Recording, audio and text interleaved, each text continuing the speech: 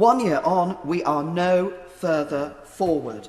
Indeed, what we have is a devastated industry, jobs lost, and global Britain shut for business.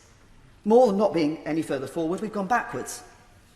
We now have over 50% of the adult population vaccinated, a wonderful programme, yet we're more restricted on travel than we were last year. Last year, in 2020, I went to Switzerland in August, South Korea in September. There was no vaccine, travel was possible. This year, there is a vaccine, travel is not possible. I really don't understand the stance the government is taking. Of course, it is permissible to travel to countries on the amber list, provided it's practicable for you to quarantine when you come back. But government ministers tell people that they mustn't travel. They can't go on holiday to places on the amber list. The messaging is mixed and the system chaotic. Portugal was put on the green list, people went to the football, then Portugal was put on the amber list, leaving holidaymakers scrabbling for flights and devastated families having to cancel their plans. Not to mention the impact on the airlines, on travel agents here, and on the travel industry, the tourist industry, in our longest standing trading partner in Europe. Business travel is practically impossible.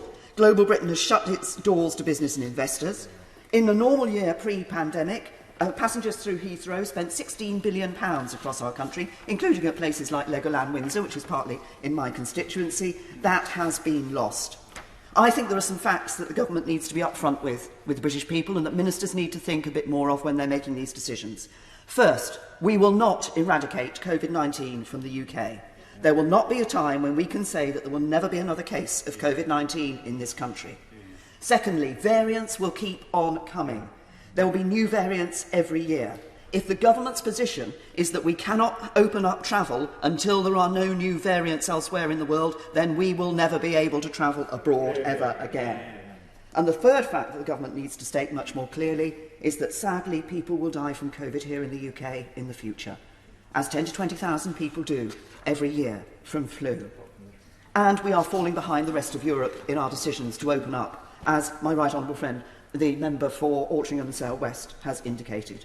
The government may say all it has, as the Minister has, about the importance of the aviation industry, but it needs to decide whether it wants an airline industry and aviation sector in the UK or not, because at the rates it's going, it won't have one. Certainly not as a key sector in the economy as it was pre-pandemic. It's incomprehensible, I think, that one of the most heavily vaccinated countries in the world is one that is most reluctant to give its citizens the freedoms those vaccinations should support.